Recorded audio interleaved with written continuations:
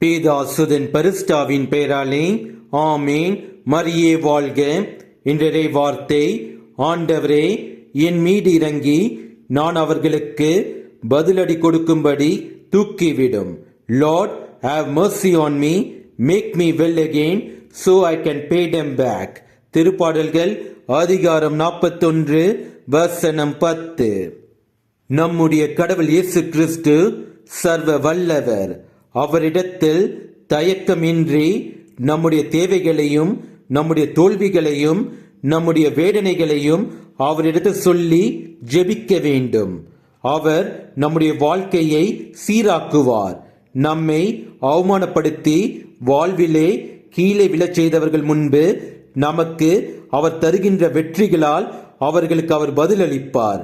நம்முடைய வாழ்வும் நம்முடைய ஜெபமும் நம் கடவுள் இயேசு கிறிஸ்துவிடத்தில் உறுதியாக இருக்க வேண்டும். இயேசுவுக்கே புகழ். மரியே வாழ்க. ஆமேன். உந்தன் சிறகுகள் நிழலில் என்னாலும் என்னை அரவணைத்திடு இறைவா. உந்தன் சிறகுகள் நிழலில் என்னாலும் என்னை அரவணைத்திடு இறைவா.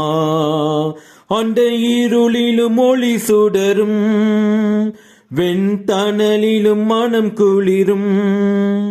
அந்த இருளிலும் ஒளி சுடரும் வெண்தணலிலும் மனம் குளிரும்.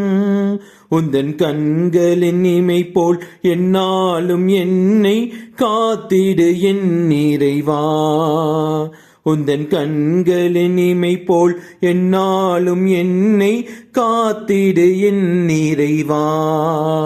உந்தன் சிறகுகள் நிழலில் என்னாலும் என்னை அரவணைத்திடு இறைவா.